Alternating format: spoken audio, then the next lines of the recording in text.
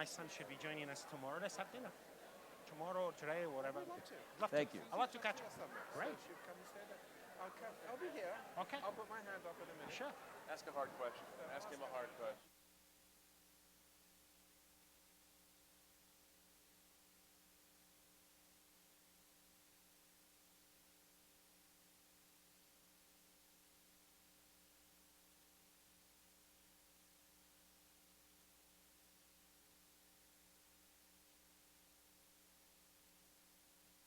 Can you hear me? Can anyone hear me? Sir. Can anyone hear me? Can you hear me? This is great. just I'm talked to thinking of all you. the different panels you and I have shared. At Absolutely. Davos, you and I have been... And also, by the way, I think we're on. Congressional meeting. Hi, can you all hear me?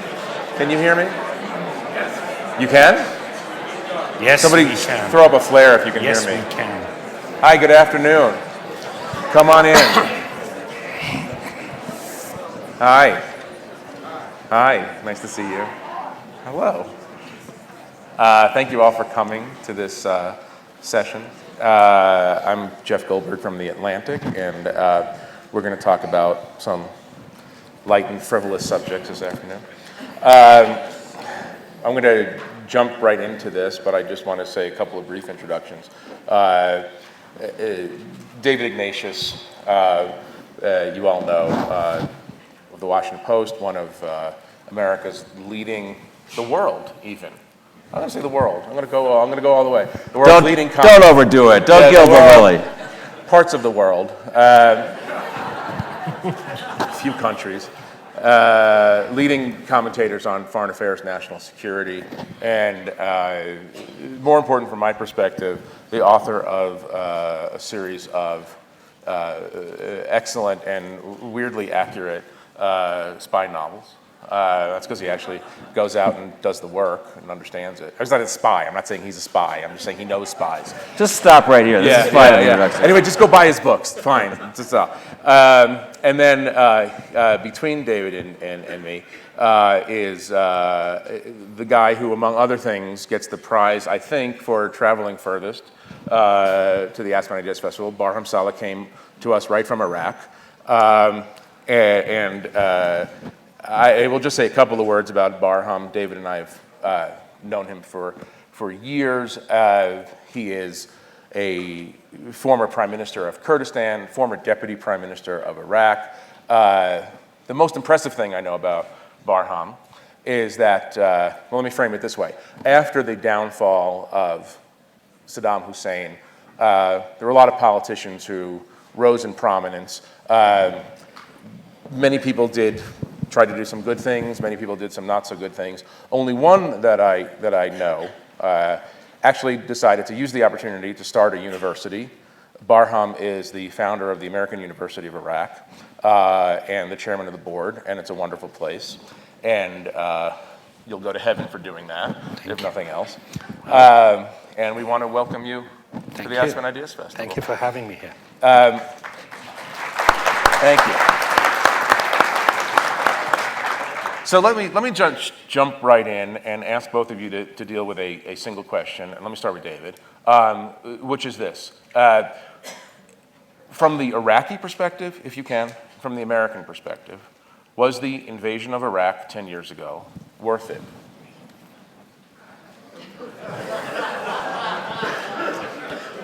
Well, and if you want to put out a lifeline, just go ahead. That's the leadoff question? Yeah. I thought. Well, the first thing I want to say is that to be on stage with Barham Salih is to remember what the dream of an Iraq without Saddam Hussein was all about.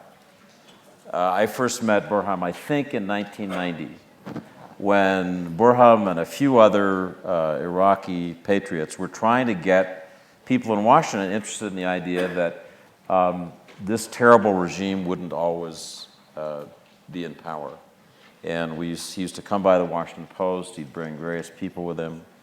But that dream, in my mind, goes back to those days with Barham. It is so painful to think about what happened to that dream. and how badly the United States failed in its mission in Iraq. It succeeded in removing Saddam Hussein, and I think he was a man who governed by torture. He was a truly odious figure in history. And so we look back at that and we say that's to me, it's unambiguously a good thing that he's not governing Iraq.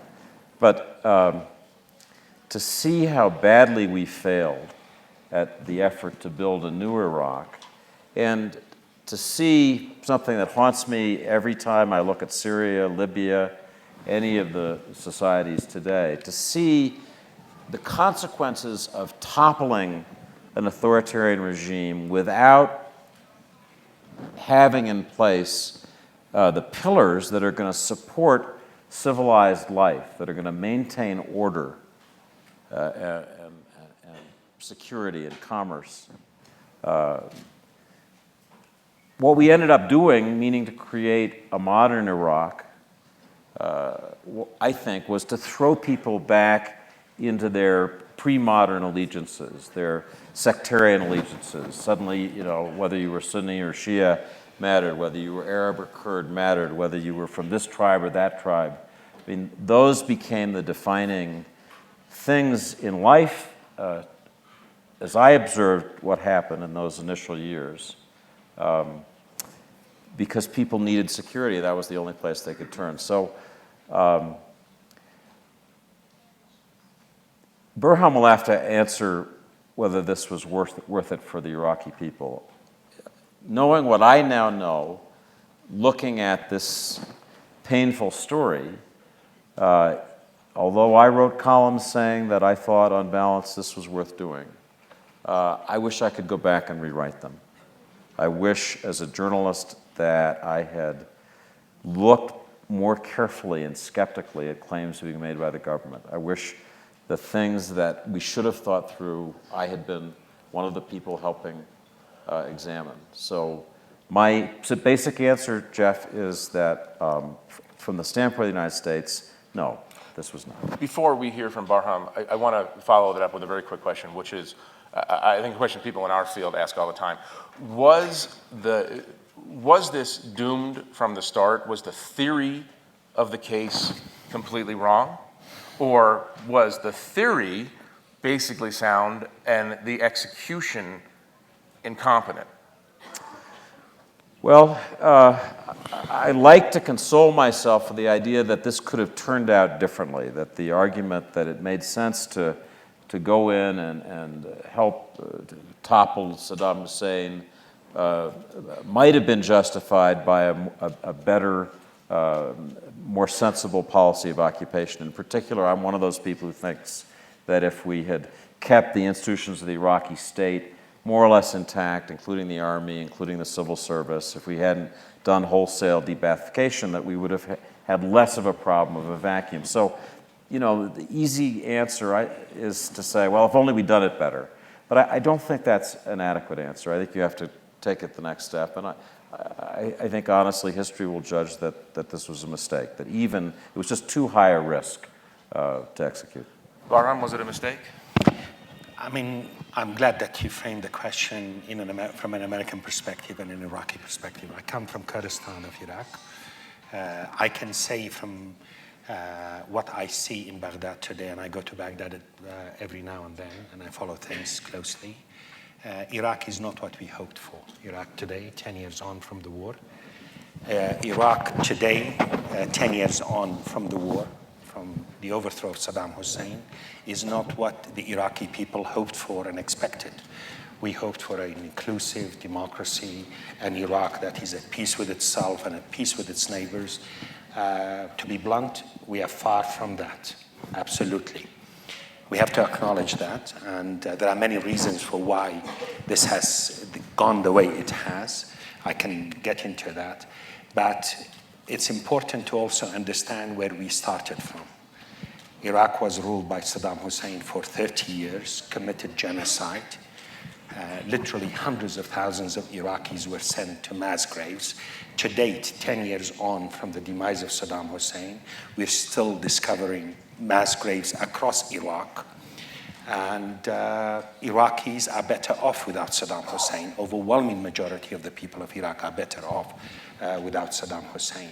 I think what the war has given us, the overthrow of Saddam, is the opportunity to chart a different course for our country from what we had. At the time, we had the certainty of dictatorship, genocide, mass graves.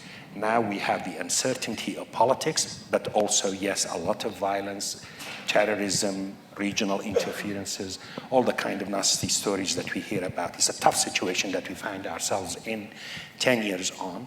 And it's a tough moral question, especially for Iraqi politicians, including myself, to answer our constituents. How could we squander this opportunity of unprecedented international support, including American support, by the way, or particularly American support? Iraq could have been a different place. In my view, and I say this without equivocation, I say it in Kurdish, I say it in Arabic when I'm in Baghdad, this has been fundamentally a failure of leadership by the Iraqi elite that assumed power after the demise of Saddam Hussein. One can also identify a number of mistakes that were committed by the coalition led by the United States, but that is beside the point. My perspective is our own responsibility. I think we could have managed that situation better. We could have understood the dynamics in a better way and put in place a more cohesive governing structures, but we were haunted also by realities on the ground.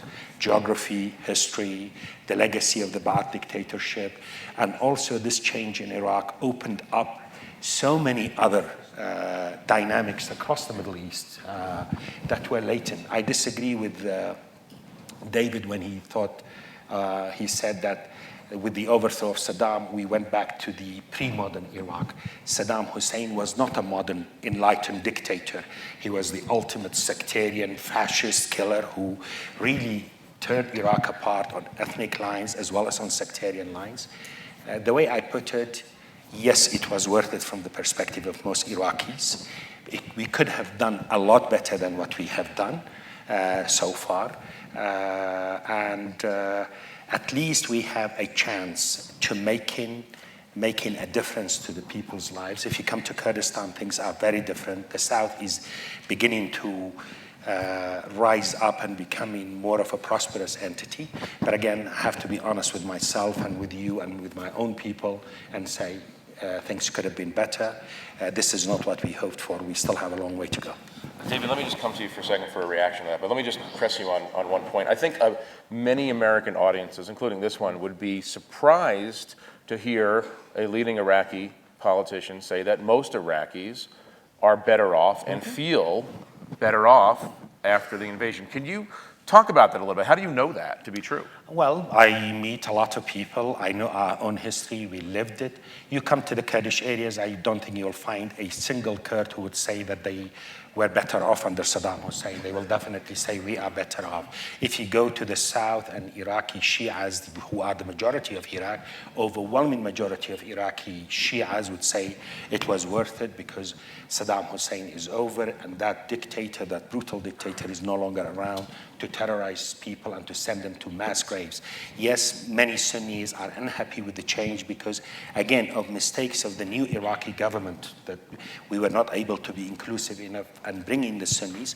But definitely, if you talk about numbers, the overwhelming majority of Iraqis are better off. And by the way, remember also, this is a new experiment in the Middle East. Again, I don't want to whitewash the many missteps and the terrible things that happen in the country today. But again, the contrast between where we are today and then is very different. The Prime Minister of Iraq, the President of Iraq, the ministers of Iraq have to go to Parliament, answer questions. There is a plurality of press. It's not your American press and freedom of media. There are human rights violations. I'm not telling you that that is utopia and is all fine and wonderful. But again, for those of us who lived under the tyranny of Saddam Hussein and understand what tyranny means, this is difficult. But the difficulties of today, the pains of today, and the disappointments of today, and they are very profound because Iraqis deserve better leadership to start with. But these pains pale in comparison to what we had to endure under Saddam Hussein. Americans understand what the freedom means, what liberty means. Again, then people had the certainty of the knock on the door late at night and possibly end up in a mass grave. 2 weeks ago in Erbil, the capital of Iraqi Kurdistan, a new mass grave in which there were some 5-6 people who were shot. Their families never heard from since 1988. They were found and they could only be identified at the time by the pajamas that they were wearing as they were taken from home. And later they did some of the DNA testing and so on. These are the type of stories that my community, my people had to endure. But again, I don't want to whitewash the difficulties of today. I don't want to say that they are easy. No, they are very painful, very disappointing. Iraqis deserve better, but we're definitely better off without Saddam. David, just reaction to Well, I thank my friend Barham, who suffered in the creation of this new Iraq, for reminding us what a nightmare the regime of Saddam Hussein was. There's no question in my mind whatsoever that for Kurds, this new Iraq is immeasurably a better place. I mean, Kurdistan is booming. Kurds make up about 20% of the country, I think, right? Historically discriminated against, repressed, struggling for dignity and freedom. And today, people joke, it's the new Dubai. It's got oil, it's got money, it's got investment. It's figured out a way to have a modus vivendi with Turkey. So everything's going the way of Iraq's Kurdish minority. That's fantastic. One piece of this that's part of my answer, that from the perspective of the United States and American interests, this probably on balance was not worth it, is that what we in effect did was to knock down the most important counterweight to the revolutionary Iran of the Ayatollahs and create a nation that is loosely under the hegemony of Iran. I don't want to overstate that, but certainly Prime Minister Maliki leans toward Iran in crucial moments. Iraq is now a transit point for materials and fighters going into Syria. It is a perverse consequence of history that we spent $1 trillion, let's say, and all these American lives basically to give Iran a tremendous strategic advantage in the region. How could that have happened? Because we're very selfless as a country. No, I mean it's interesting. I'm joking, obviously, but there is in that screw up, there is a sign that the administration of George W. Bush wasn't thinking about global hegemony or regional hegemony. They were thinking about a humanitarian impulse, possibly. Correct me if I'm wrong, but I mean, did they simply screw up and not understand, or were they motivated by something else? I once got more nasty hate mail in any column I can ever remember when I wrote that, when you tried to understand, this was in 2000, when things were really going bad, 2004 or 5, tried to look at why America had done this. Was it about oil? No, it really wasn't about oil. Was it about anything you could identify as an essential American interest? And I couldn't find it. And I said that there were, strangely, I was writing about Paul Wolfowitz, a principal strategist to the extent the war had a strategy, that it was a war that was infused with idealism and with an idea that in Najaf you would create an alternative Shia leadership. And there was this big, grandiose structure that sounded strategic about how you do that around the Hausa, the Shia leadership. And, within the first weeks, the person we were counting on to be the leader of this new Shiism in Iraq was assassinated, and the story began to spiral downward. I want to come to the lasting impact on American foreign policy in a minute, but let me turn to Barham for just one question, push back a little bit on something you said. You painted a picture that I think is accurate so far as it goes, that Iraq now is, there's a parliament, there is politics in a way that didn't exist in the previous fascistic regime. There's a relatively free press. There are universities that are teaching not just propaganda, but from the American perspective, it seems fairly likely, or at least fairly plausible, that Iraq is going to cease to exist as a unitary state. I mean, we could bring in Syria, maybe David can, but first, Barham, I mean, what do you think the chances are that in 5 years, there's going to be an Iraq? I think the Iraq that we have today is very different from the Iraq that was envisaged in 2003 by the State Department. The idea to have in a country like Iraq a centralizing government that can run everything in the country is over and done with. I mean, if you allow me a moment, I need to step back. What we had in the 20th century, the Europeans came in and carved up the Middle East and created this nation states. These nation states have failed across the Middle East, including in Iraq. And with the demise of Saddam Hussein, in a way, Iraq is reverting back to its own historical mode, where you have a decentralized system of government. Certainly Kurdistan has a federal entity, a self-governing entity. Increasingly, the Sunnis are also demanding a federal entity. The Shias are now realizing that they cannot exert control over the Sunnis or the Kurdish areas. So this debate about decentralization and federalism is happening. And sometimes it's interesting to see some practitioners of American diplomacy are somewhat alarmed by that when you see the United States itself being such a federal country. I think Iraq, if it were to remain a united country, it will be a very different Iraq from the centralizing government that we have seen. Do you think it will remain united at all? It is possible. It is possible. And I can tell you from my perspective as a Kurd, every Kurd dreams of independence, want to see an independent Kurdistan. But Kurds, I think, majority of the Kurdish people, and certainly the Kurdish leadership, realize it is in our interest to be part of a democratic and federal Iraq. We are serious about that. This is in our interest economically, politically, and from a security point of view.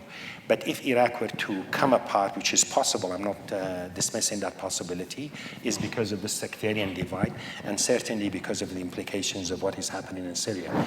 Iraq and Syria are merging into one theater. This sectarian divide is transcending these borders.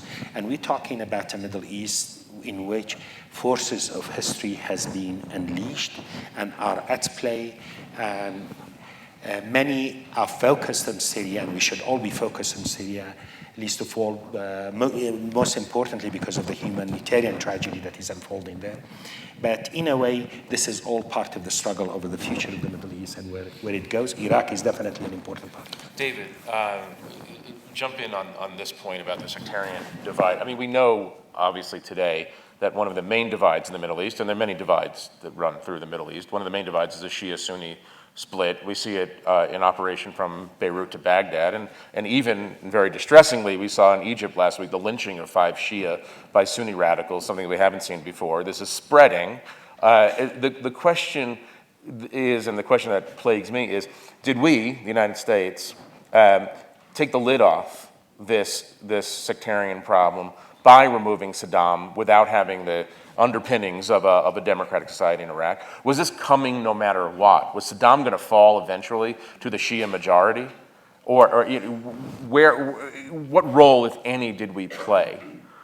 I think we did take the lid off or kick the legs out from under the structure that contained sectarian tensions that were certainly always present, and I think we just didn't think through what we were doing. I can remember hearing senior officials sort of dismiss Sunni unhappiness, saying, "Well, we're going to have the 80% solution," meaning, well, heck with the 20% that don't like it. We got the 80% who are with us, and that was part of what led us down this terrible road. And I think the beginning of wisdom for U.S. policy thinking about this part of the world now is to say we are going to side with, to the extent possible, with non-sectarian, moderate voices. So where we see extremists speaking the language of religious extremism, we're going to try to help people to stand up against them. I wish we'd do that more in Iraq. I feel we've been so pliant and uninvolved after having spent so much time and money. I've spent a lot of time talking with the moderate Syrian opposition. They're not very strong. They're kind of a mess on the ground, but what we're trying to do now is help them become stronger so that they can stand up to the very dangerous extremists who were in Iraq. I mean, the basic question I would put to Barham is this.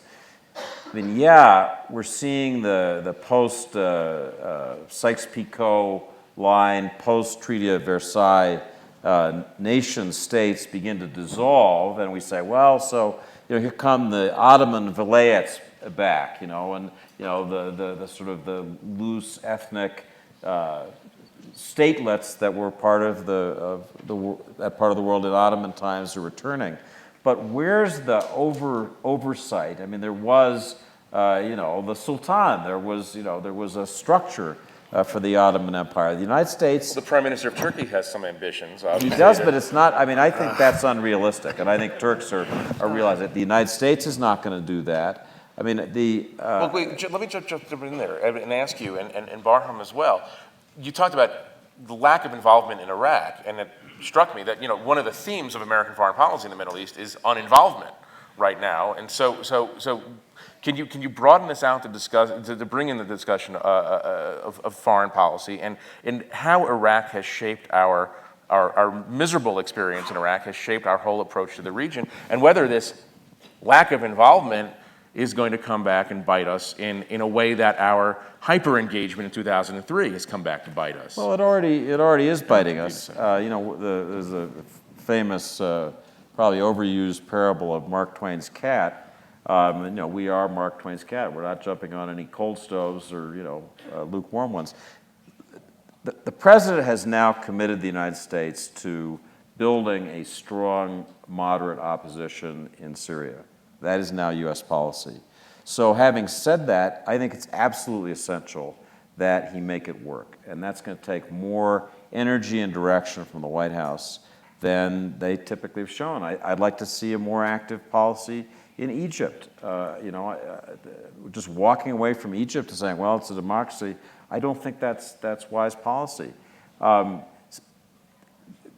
U.S. is not going to be playing the kind of role that it once did. But the notion we can just stand off and let these things, let them sort it out. Every day we see in the newspapers evidence that's not going to work. Barham, let me ask you this question, and it's a tough question for anyone from the Middle East, but were the realists in 2003 essentially right and the neocons essentially wrong, that the Middle East is not ready for democracy? Don't get me into domestic American debates. I'll answer it from my perspective. I'm going to get you into domestic American debates. As far as I know, the United States is a sovereign country, and we should not interfere in the domestic affairs of sovereign nations. But coming to that particular issue about realism versus idealism, my generation, we look to the United States as a place of certain values. And it matters. You care about basic human rights, and you care about how governments treat their citizens. You are not immune and indifferent to that. Overall, I would say. Obviously, you are a major power. You have your own national interest, and it's for your country and your leadership to define these interests. I think in terms of what is happening in the Middle East, these were all latent. It's not as if the war in 2003 has basically were the catalyst for these things. These sectarian divides were there. Saddam Hussein, in the 30 years of his rule in Baghdad, really made these divides even more difficult, more profound, more serious. Obviously, we were very much affected by what happened in Iran and the rise of Shia identity and Shia politics. But Saddam Hussein also pursued a sectarian discrimination policy that alienated the Shias. So this is all part of that dynamics there. Kurdish nationalism was always there. I cannot think in this interconnected world, a major power like the United States could be indifferent to what is happening in that part of the world. If you allow me also to draw a parallel of recent history. What happened in Afghanistan, the United States, with the support of the Qataris, the Saudis, and possibly the Turks, did a lot to arm and equip the Mujahideens in order to defeat the Soviet Union and the proxy of the Soviet Union in Afghanistan. Mission accomplished. You packed your bags, came home, declared victory, mission accomplished. But in the process, you also helped create a monster called bin Laden, who came back a few years later, knocking on your doors on that nasty episode of September 11th. I believe in Syria also, no easy answers, no easy fixes, no quick fixes. It's an intractable problem.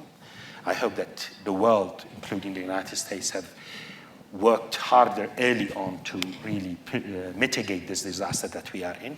We are also risking that situation. In this interconnected world, whether it is economic issues, whether it is security, we are all very much affected by each other. We in Iraq, we in Kurdistan are affected by US policy. That matters to us. But I dare say you are also affected by the outcome of the struggle in Iraq, the outcome of the struggle in Syria. In this globalized village that we live in, walking away is not an option.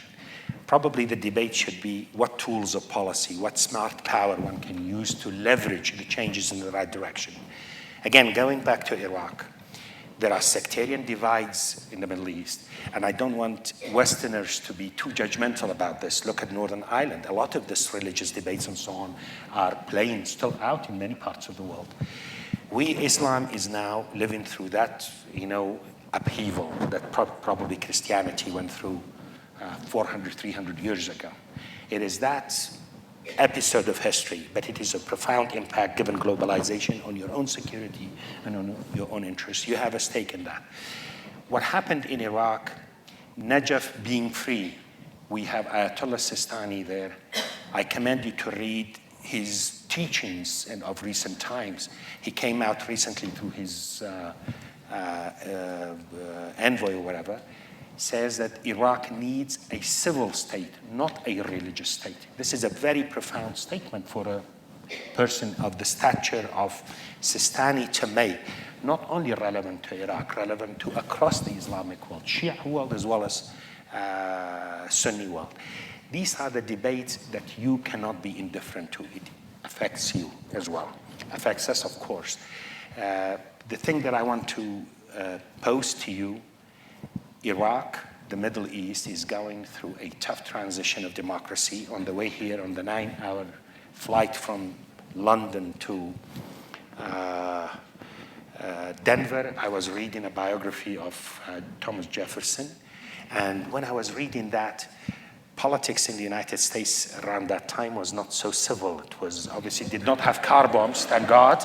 But, it is, again, don't misunderstand. That's not a minor point, the lack of car bombs in the Adams administration. The technology. It's not a minor point. I'm not saying it's a minor point. Right. But still, I'm talking about the nature of politics. It is happening.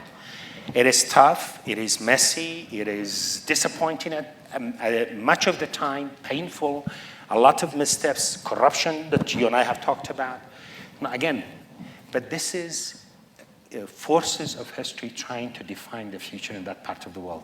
America can leverage it through the use of various policy tools, smart policy tools. It does not have to be military might, conventional military might. But David, let me press you on a point. You talked about the need for greater engagement by the Obama administration in Syria. So I guess it's a two-part question. One, is Syria in many ways the next Iraq, or is it substantially different? in the nature of the conflict. I'll come Next to you. Afghanistan, maybe. Next Afghanistan for that matter. And the second point is and this is what I've had conversations with John McCain and others who are proponents of active engagement.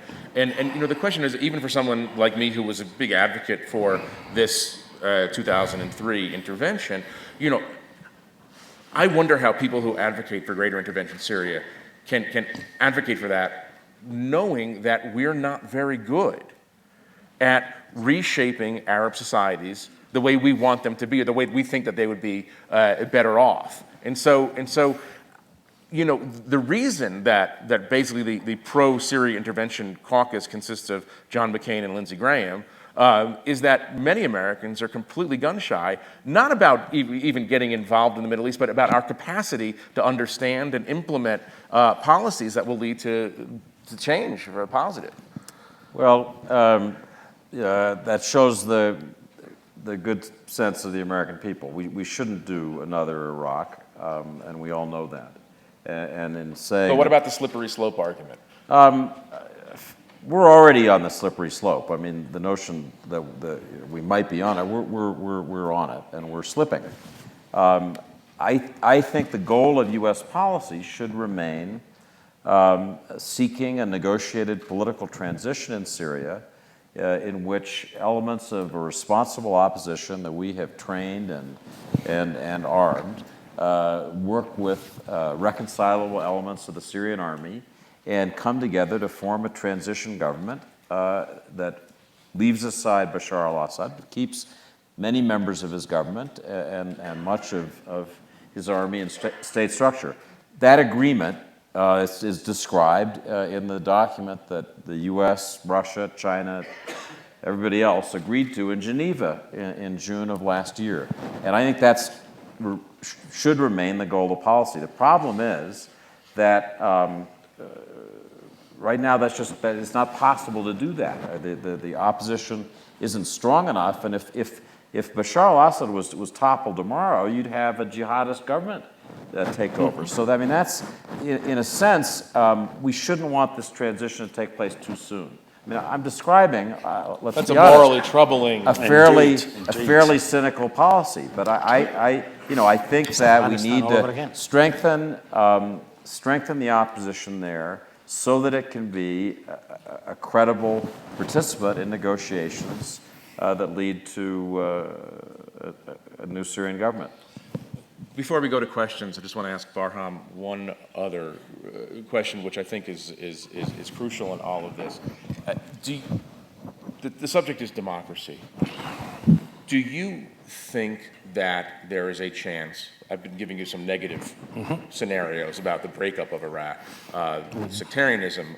Do you think there's a chance that democracy can be taught in a concerted and effective enough way that countries that have no experience with democracy can actually adopt these forms? And finally, you watched up close America operate in Iraq. You saw some good things.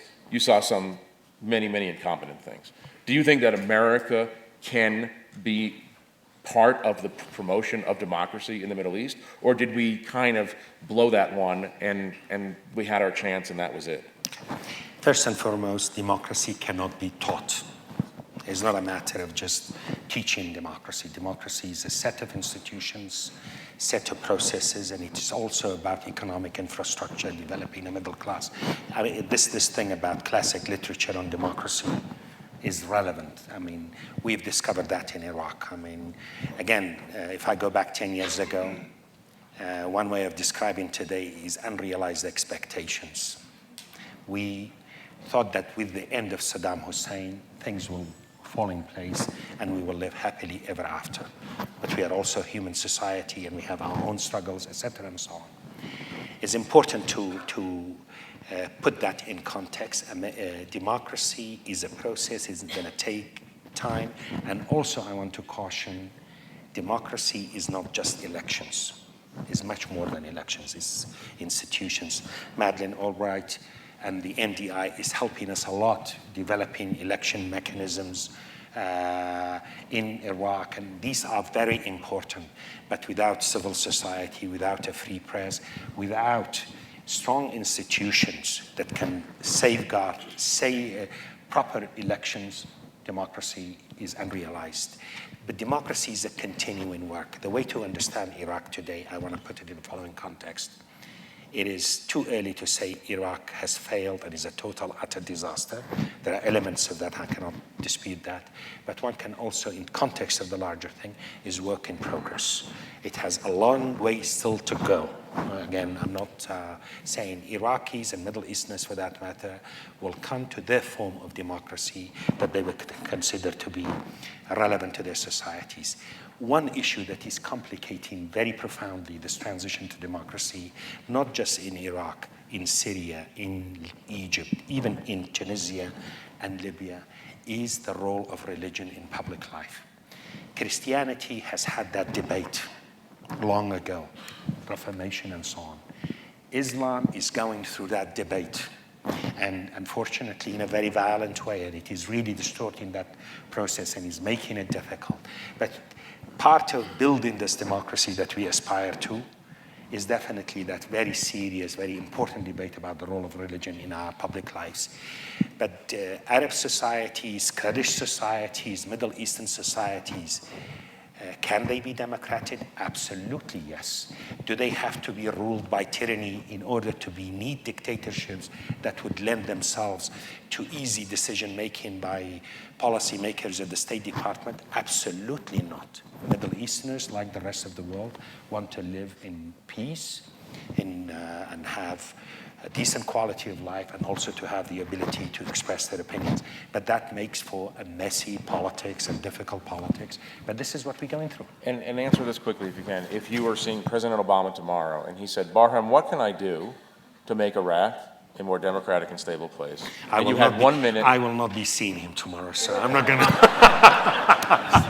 He is a politician. I don't know. And by the way, you asked a very important question, and that obviously, if I were President Obama were to give me that chance, and America is an indispensable nation to the world because of its values, because of a system. Power of example matters. Education matters. Seriously. Smart power, if I were to use that jargon, matters. The American way of life and the way that America deals with the rest of the world and modalities of that matter. Yes, America is relevant, America is important, and without American engagement, this process will be a lot more difficult. And can I also say something? Leaving it just like that is not an option for major powers in the world. But to think that America can impose it, absolutely not. This is the lesson from Iraq. You have to go through that process, but it needs guidance, assistance, nurturing, because at the end of the day, we live in this interconnected world, and we need each other. Really, thank you, Barham. We're going to go to questions. Do we have mics? If you raise your hand, and the mics will come down. Why don't you go all the way in the back right there first? And just before you say that, I want to just say something about Barham, if I may. He's being very modest. He's talking about reading Jefferson on the plane over, but he does actually teach Jefferson in Iraq, which is not the easiest thing to do. In addition to starting, this is a man who actually builds libraries in Iraq, and so he should be praised for that, I think. Why don't we go back there? Yes, sir. Yes. As you talk about democracy and its importance, we forget that we are not really listening very well to the people of the region. If you look at every single survey of the youth of the region, which are 60% under the age of 25, let's say, 35% unemployment, their major issues at all times is never democracy. It is quality of life. It is the well-being of society, it's healthcare, it's jobs. This is what they care about. It is a question on the crisis of governance in the Arab world. And you know that, Dr. Barham, as a Prime Minister of Kurdistan. Your challenges your critics historically have criticized you not because of your lack of capability of being a Democrat. They criticized you because of delivery of services in Kurdistan. The current Prime Minister of Iraq lost in local elections because he was unable to deliver on services. They were not questioning him on the issues. Well, some issues were questioning about the Shia-Sunni divide. But the issues are governance. So what needs to be addressed here is this a crisis of democracy in the Arab world, or are we talking about delivering to the quality of and well-being of the people of the region? Thank you, Fadi. Fadi, good governance is at the heart of these issues, and democracy is about good governance. In Kurdistan, or in Iraq for that matter, generally speaking, but in Kurdistan probably the case is much more pronounced. In 2003, GDP per capita in Iraq was $375 per annum. In 2012, I think this rose to about $6,000. In Kurdistan, given other attributes of Kurdish economy, this is probably 7,500. As services improve, as job opportunities improve, people also demand accountability from the government. They want to see changes of leadership. So one of the serious problems that we have, including in Kurdistan, is that this young population, I think the statistics that I have is something like 70% of our population in Kurdistan is below the age of 30. They cannot relate easily to the revolutionary past and the legacy of the heroes of liberation of Kurdistan or Iraq. They want new mode of politics. So change is also something that the youth is yearning for. They want services, they want quality of life, they want dignity, but also they want participation in the governance of the country. This all comes together to something what I would call democracy. It's not just about the idea of liberal democracy and having elections every 4 years and transferring power from one group to the other. So, I mean, I don't think we're talking cross purposes. It is part and parcel of the same issue. David, you have an intervention? At the risk of embarrassing the questioner, I think is Fadi Ghandour. Fadi is a person, when I think about what's going right in the Middle East, I think of him and other people who are creating new businesses, new wealth, new jobs across the region. And I go back to what began in Iraq had such a righteous and noble idea. In the spring of 2003, as that army moved north, I was a journalist covering the war, behind the advancing army. I was unembedded, as we said. So I was able to just roam around and talk to people. And I remember stopping every time I could and asking groups of young men who would gather, how many of you had somebody who was imprisoned in your family by this regime, was imprisoned or killed? And I can't ever remember asking the question, but basically every hand didn't go up. And so Iraqis were saying with Barham, we want our own country, we want to be free. In Tahrir Square, where I also was lucky to be, that was a righteous assertion. I'm a citizen. I am not going to be intimidated by a police state anymore. I'm not going to live in fear. I'm going to be an Egyptian, claim my rights. So somehow, holding on, Fadi, to that idea that's so powerful, that is empowerment, and being there as a steadying superpower to help people on this course. It's really going to be bumpy. I think it's so easy to get super depressed about this. I mean, we're going to have to be patient and mature and help people out. It's going to bump for probably 20 years. The rest of my lifetime, this won't really settle down completely, but the U.S. needs to be there. The notion that we can walk away from this is crazy. Of course we can't. So, but I do think, the questioner, the things I know this person does, these memories that I'm sharing with you, I mean, they're meant to remind us that at the center of this very messy, dangerous thing is something really good. Let's try to do a little more lightning right back there, if you can, and keep this in the form of a question, if you could. And then we'll come down here after, gentleman in the blue shirt, if you want to. Is the mic on? Yeah. Part of the depressing thing, I think, is that we don't seem to learn very well in the U.S.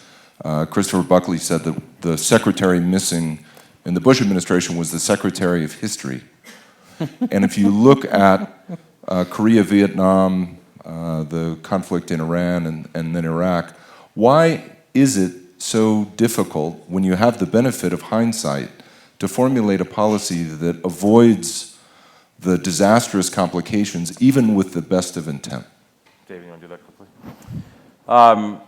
We do need to study history. You know, we have a president who's very, very careful, who knows that in situations of uncertainty, be careful about making big bets. I think sometimes now he's cautious to a fault, that history weighs too heavily on him. There's that wonderful line of Joyce's, you know, history is a nightmare from which I'm trying to wake. I mean, I think within reason, you know, not making the same mistakes, making new mistakes, we do need to remain engaged.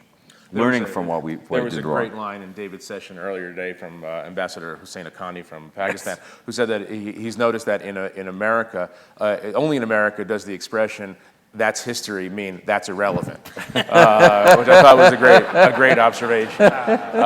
Yes, sir. And then, well, if you, right there, and let's keep them as questions. Yeah. I submit to have a functioning democracy, you need an educated and literate populace. Would like you to comment on the realism of that being in the Middle East, comparing that with the transition to democracy in Eastern Europe. Eastern Europe had an easier neighborhood. We live in a tough neighborhood. And geography matters. And I think Robert Kaplan is speaking next couple of days.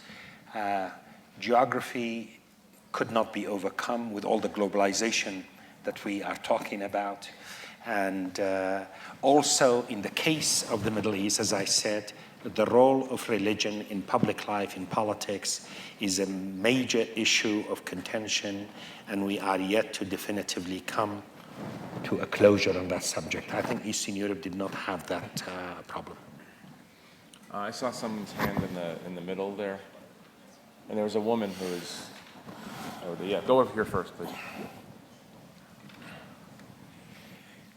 I'm curious on the Kurdish side, the pipeline that is being built, 350,000 barrel a day pipeline to the Turkish border, which will be ready in a few months. Will Baghdad accept that, or could that be the spark that will move Kurdistan towards independence? Wallahi, Baghdad is unhappy with that, but it is forging ahead, and I think it's an important development. Years back, our relations with the Turks were very bad, very tense, and we have overcome that to start with by actually developing economic interests together. And I want to, again, walk back to the eve of the war in 2003. Many of the analysts were saying Kurdistan will become the problem for this transition. Kurdistan will cede away. Kurdistan will have difficult relations with all the neighbors. The irony is Kurdistan is now the most stable part of Iraq, the most prosperous part of Iraq, and Kurdistan is the place that has the best of relations with all the neighbors, the Arabs, the Turks, the Iranians. It has developed a web of relations, economic and otherwise as well, that has really provided a degree of stability. So I'm very happy with the pipeline. This is a statement of progress of our relations with the Turks. I say to Prime Minister Maliki and to other colleagues in Baghdad, I was there about a month ago, instead of denouncing this project, you should celebrate it because it enhances Iraq's export capacity. You should come and negotiate with the Kurdistan region and basically make sure this pipeline is a part of the overall export network of Iraq. Obviously, he would not buy that argument, but I hope that we can work on it. But on that note, there was an interesting conversation I had with a very senior American official, a friend of mine, who was saying, Barham, this is dangerous. This means the end of Iraq. This will be destabilizing. This will be this. I said, I'm not going to mention his name, of course. I said, but you have been working very hard at improving our relations with the Turks. You've been always asking us to get close to the Turks. He said, yes, but not this close. So, what can I say? There was a question back. Yeah. My question is about Iran. You mentioned it in passing. What is Iran doing to to cause further problems? Would economic blockades work, or what other means to handle this? Do you mean in Iraq, or you mean I mean generally? Iran. Iran's role in what's happening in the Middle East. In the Middle East. That is a very, I think, important question, and it will take an entire session to answer. But Iran is a regional power. Turkey and Iran are competing for influence across the Middle East. The sanctions are undoubtedly an important development in the way that the international community is dealing with Iran. I was in Iran a while back, and one can see the impact of sanctions. But now the whole situation, Iran, Syria, and for that matter, Iraq, are all becoming really interrelated. And I hope that we can get out of that mess before too long, because the more this goes on, the more polarized the situation and the politics across the region is becoming. David, you want to do Iran real quick? Yeah, the one thing that we haven't mentioned that I think is important and just going to take a while to sort out is the Iranian public's decision in a field of 6 candidates to vote overwhelmingly for the one who was the strongest critic of the establishment policies of the Supreme Leader Khamenei and Ahmadinejad. So the new president, Hassan Rouhani, if you read what he's been writing the last 10 years, he consistently says, Iran makes a mistake getting too close to China and Russia. That is not our future. Our future is in looking west. What does that mean? How seriously can the United States take that? How do we begin to see if that could lead to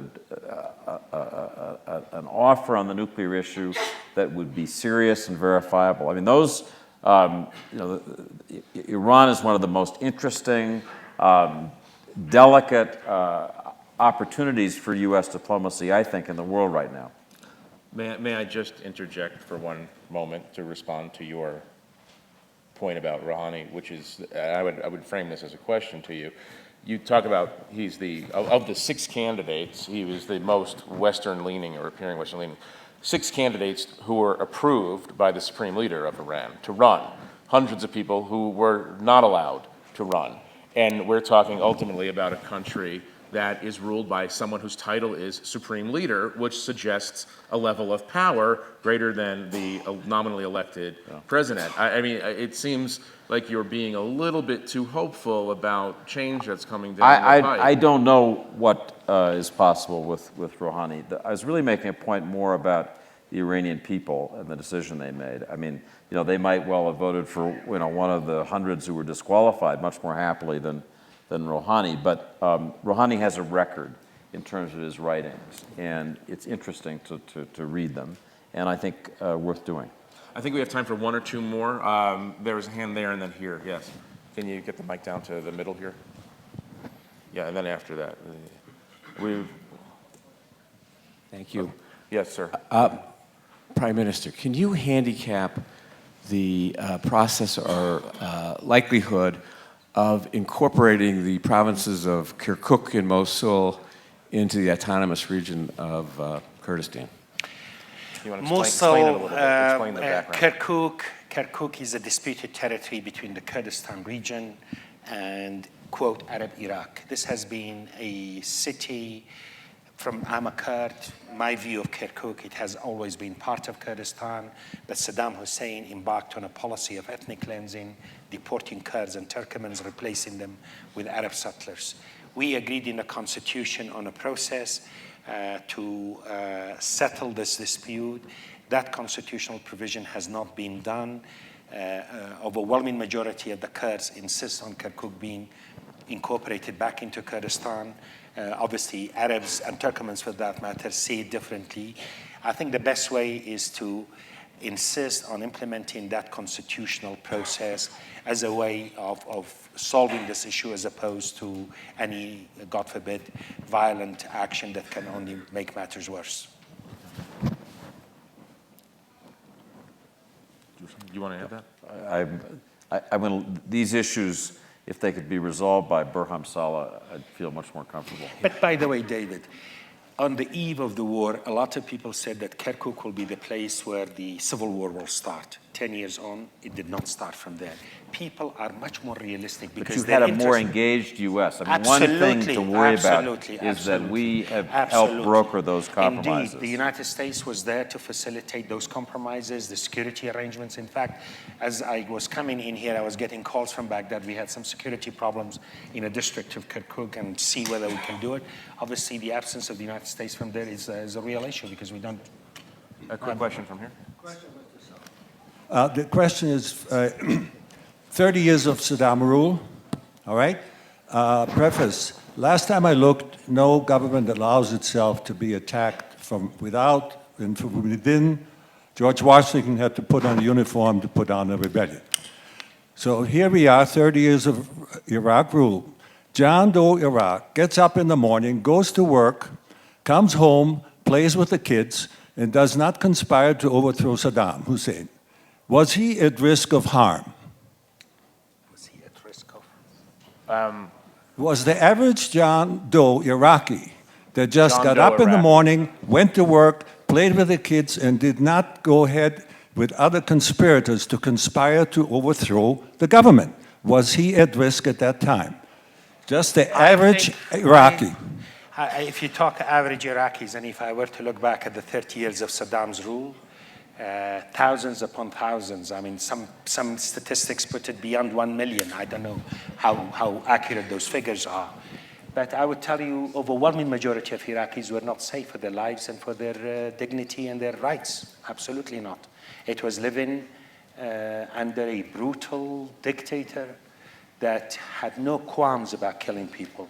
And just I hope that some of you will have a chance as things stabilize, and certainly in Kurdistan things have stabilized. We have a lot of American tourists and American visitors are coming. American investors are coming. I hope, seriously, for you to come and see some of the monuments to the terrible tragedies that people had to endure. At the end of the day, going back to that very first question that my friend Jeff asked, Americans, no doubt, feel very pained by the war. War is never an easy option. War is a bad option.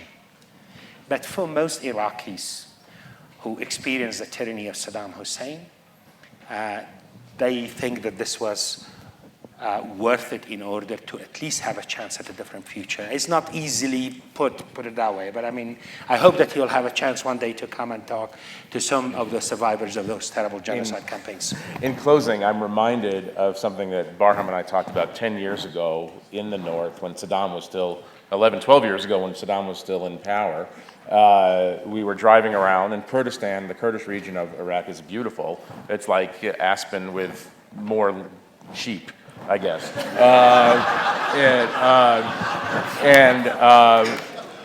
We were looking at snow-capped mountains, and he said, you know, one day soon this could be a wonderful tourist destination. And I must have laughed or something because he pointed out, he said, you know, today Americans go on their honeymoons to Vietnam.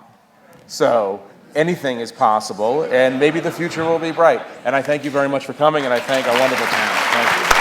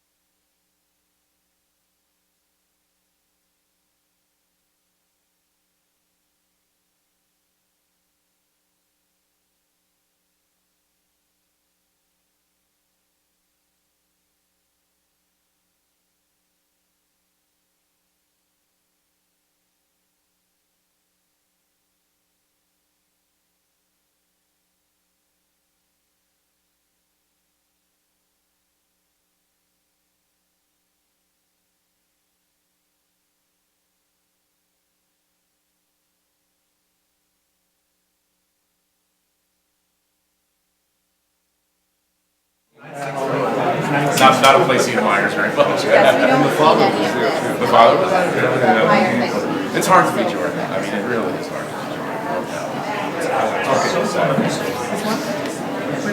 You were engaged.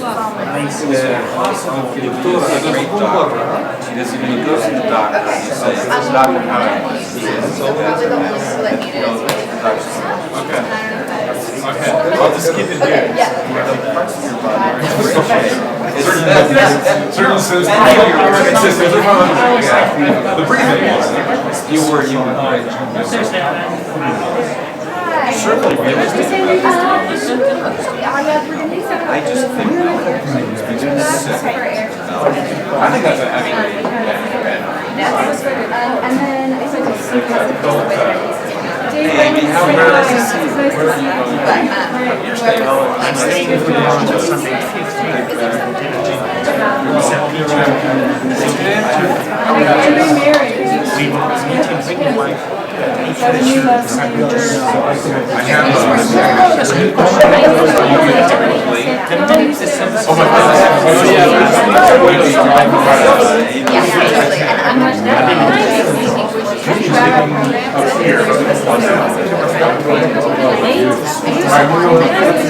Oh, there he is.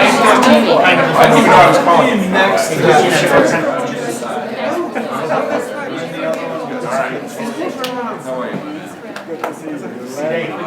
If you can make it. I gotta try to write this piece.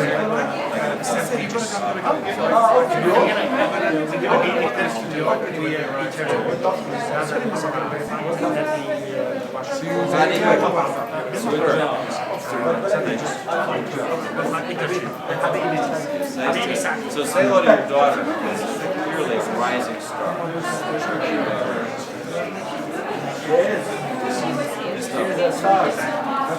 So,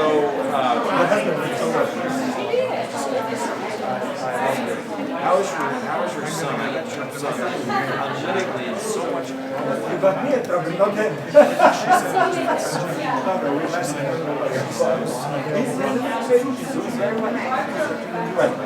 And are you in Amman?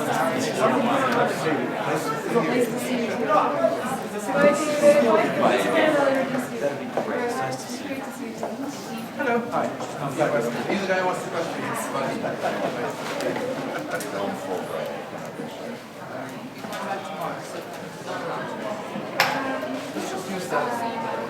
See you back home. He wanted. Go back to weekend.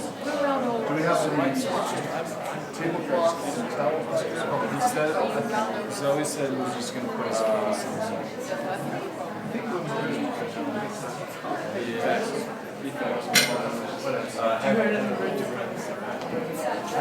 Does this setup look right?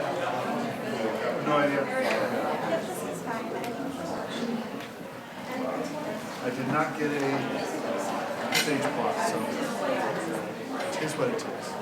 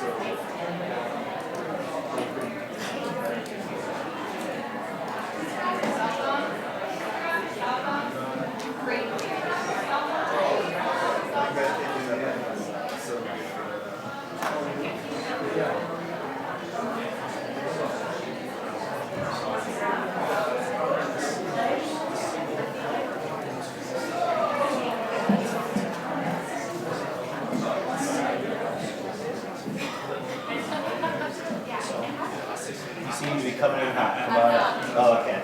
Thank you. You look like it.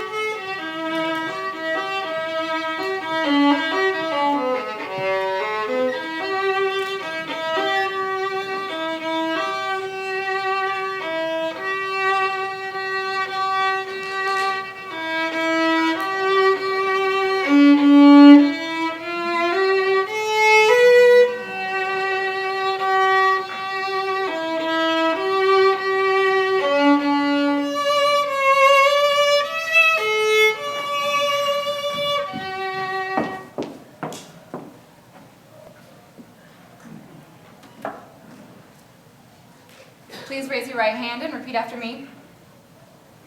I hereby declare an oath. I hereby declare an oath. That I absolutely and entirely. That I absolutely and entirely. Renounce and abjure. Renounce and abjure. All allegiance and fidelity. All allegiance and fidelity. To any foreign prince, potentate, state, or sovereignty. To any foreign prince, potentate, state, or sovereignty. Of whom or which I have heretofore been a subject or a citizen.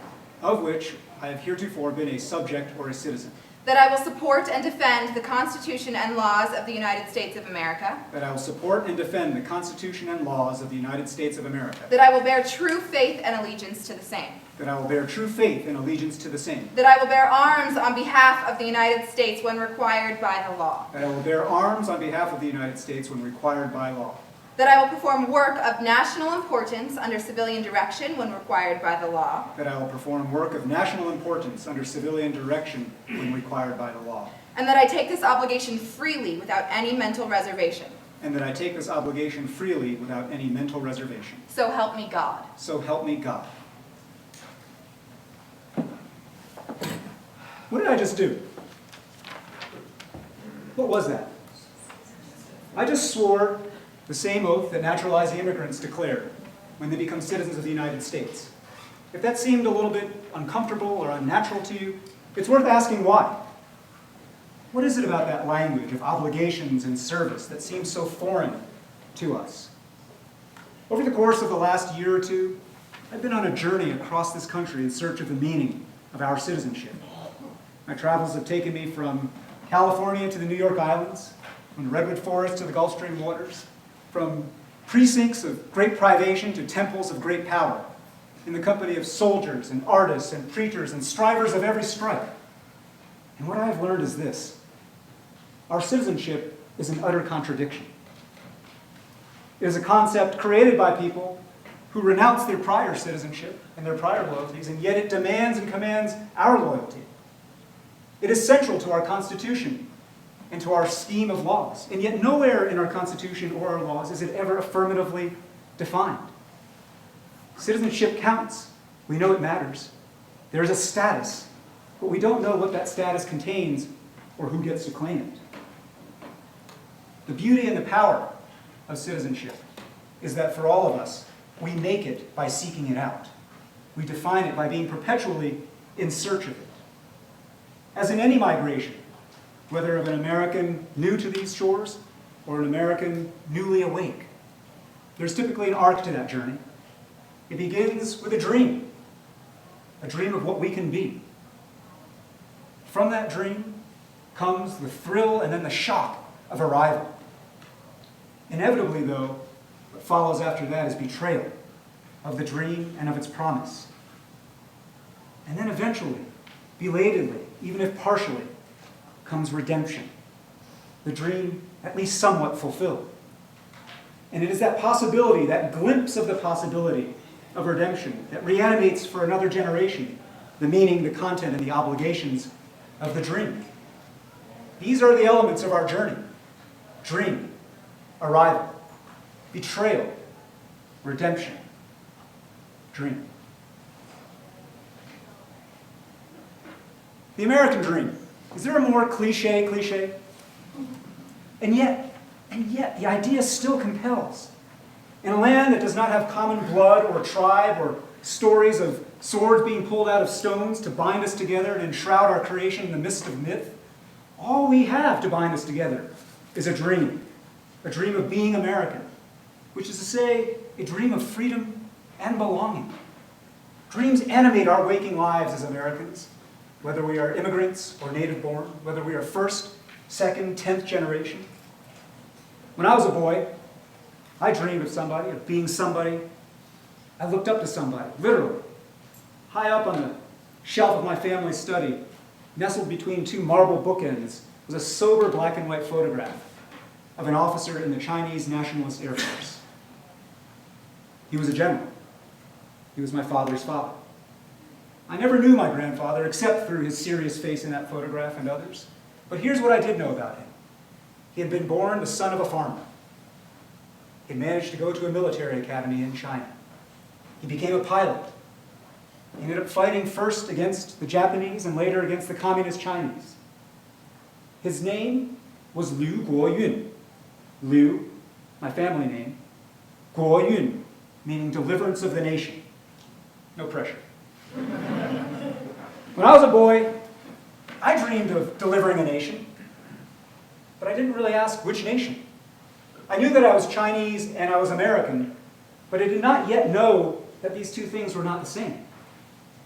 With stories of my grandfather forming and filling my imagination, I dreamed of being a pilot, being a flying tiger, being a black sheep, fighting the Pacific War. I dreamed of being in my own blue Corsair fighter plane. I dreamed of fighting the Japanese. I dreamed of shooting down Japanese Zeros over the Pacific. I dreamed of killing Japs. I dreamed of painting little Japanese flags on the side of my Corsair every time I killed a Jap. In this way, I could imagine that my family history and my desire to claim this country were one and the same. I could imagine that to be Chinese and to be American was to have the same goal, the same identity, because we had the same enemy. It wasn't until many years later when I learned about how after Pearl Harbor, some Chinese Americans took nervously to wearing buttons that said, "Chinese, not Japanese," that I realized just how ridiculous, absurd my youthful self-concept had been. I thought of myself as a child as the good Asian, the loyal Asian. But at the time, it didn't seem cringeworthy. It seemed positively providential that I should be both Chinese and American. Around that very time that the Pacific War was unfolding, a young teenager named Gerda Weissmann was being delivered from her hometown in Poland via the trains of the Third Reich to a labor camp in Czechoslovakia. Her parents had already been delivered to Auschwitz. And Gerda survived the unspeakable extremities and horrors of the Holocaust by honing and holding on to a simple dream. She imagined what life beyond the camps would be. She dreamed of a simple life where she might have dinner parties, where her biggest decisions would be whether to wear the blue dress or the red dress. And she nurtured those dreams into something hard and real and vivid that could nurture her. When Gerda Weissmann was liberated at war's end, she weighed 68 pounds. Her hair had turned completely white. She had not had a bath in 3 years. She was liberated by an American GI named Kurt Klein. Kurt Klein had been born in Germany, a Jew, and had fled Germany as the Nazis came to power. His parents, too, had been sent to Auschwitz, never to be heard from again. And when Kurt liberated Gerda, he restored her to humanity by a simple gesture. He held a door open for her. Well, Gerda Weissmann would come to marry that GI who liberated her and become Gerda Weissmann Klein. She would move with him to the United States, and she would begin a life that was both extraordinary and beautifully ordinary. Gerda wrote a memoir of her life and her years in the camps called All But My Life, which became an international bestseller. Documentaries were made about her. Well into senior citizenship, she formed an organization called Citizenship Counts, teaching young people about the meaning and the power and the value of our citizenship. On the other hand, as Gerda herself says, she wasn't Mother Teresa. She didn't cure cancer. All she did was enjoy the simple freedom of living life as a mother, a wife, a grandmother, and to build friendships that would become like family to her. Gerda Weissmann Klein and I today are like family. She is magical, and there's a palpable magic to her eyes and her heart. And I suppose she's drawn to my earnestness. And though we speak very different idioms across very different generations, we are fundamentally asking the same kinds of questions. What does it mean to be an American? Citizenship counts, but what counts as citizenship? Our citizenship is itself a dream, vague and aspirational, and yet still irresistible, inspiring, and as real as any other idea that forms and shapes our sense of the possible. I dream of Dred Scott. I dream of Martin Luther King. I dream of the Manzanar internment camps. I dream of Martin Luther King. I dream of all of these voices and faces in American life and American history. And here's the simple question. What is it that binds us together? What is it that unites us, that can bring all of these disparate people, my grandfather, my adopted grandmother, which is what Gerda Weissmann Klein calls herself, you, me, millions of unseen others. What is it that makes us one family? Only a dream of surpassing ambition. We will now begin your history and civics test. Due to the size of our group, please indicate your desire to answer on behalf of the group by raising your hand. Under some circumstances, you will be asked to discuss questions with those seated around you. This is also a test of your ability to speak English. Please adhere to time guidelines given by this timing device and myself. Question 1. Who was the first president?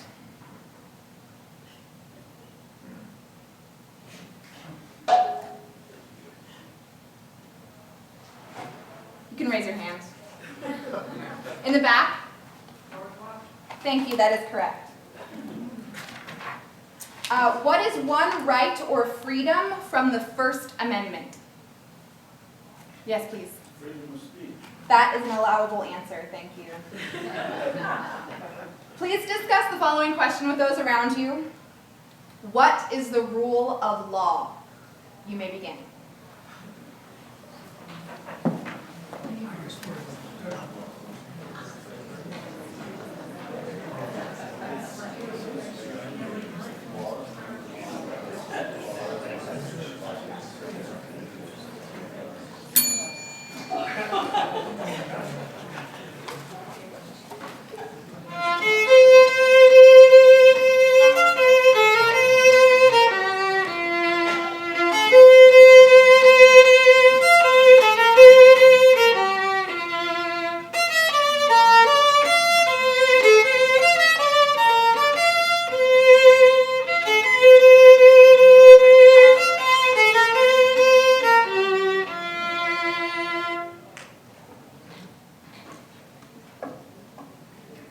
When my mother, Julia Liu, arrived in the United States, she was 21 years old. She spoke pretty little English. She had almost no money, a small sack of clothes. When her cargo ship pulled up at Baltimore Port, there was no one there to greet her. And the scene at the port was utterly bewildering, the chatter all around her practically unintelligible. But by her own wits and determination, she made her way. She found work, and one job led to another, and soon she had saved enough money to go to college. Now, here's what I didn't tell you. My mother was already a college graduate. She had gone to Taiwan University.